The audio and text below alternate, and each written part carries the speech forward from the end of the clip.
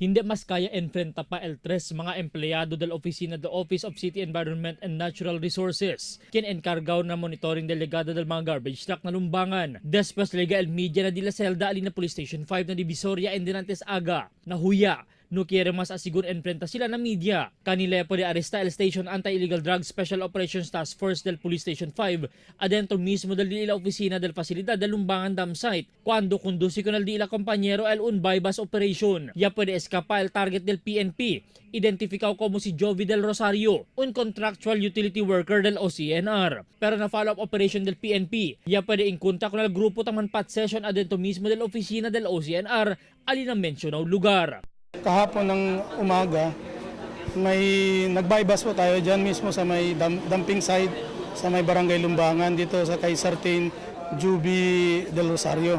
So ito ay contractual worker ito dito sa OCENR.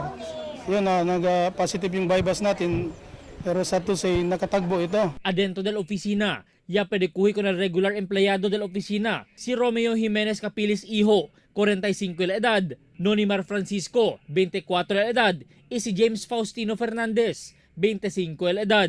Asigun con el Station Commander del Police Station 5, Senior Inspector Arlan Dilumpines, yaman kalayat el drug paraphernalias adentro mismo del opisina, como tasirbi drug den del mga drug pushers. Nakita yung itong mga tropa natin na may mga grupo na nagpapat session. Pero among the groups, bale, may tatlong nakatakas kasi sa dami nila at may tatlo tayong nahuli. So yung lahat doon sa loob ng opisina, dinala na natin dito. At marami tayong nakuha ang mga drugs paraphernalia. Itong tatlong nahuli natin, lahat ito empleyado ng OCNR. Yung dalawa dito ay contractual at yung isa regular. Bale, siya yung general foreman. Pati siya kasi mismo sa opisina niya, imposible naman na wala siyang alam. Na doon mismo sa opisina niya, sa dami ng drugs paraphernalia, mga tutor, lahat ng halos lahat, kompleto. Nadiila posisyon, ya po también sa kaelben manada drug paraphernalias y mga sachet del Alegaw Shabu. Sila asigunta enfrenta kaso del violación del Dangerous Drugs Act of 2002. Sila ahora detenido ng celda del Police Station 5 este mga tiempo. No quiere también enfrenta ng media estos mga persona. Albert Luna, Dateline Zamboanga.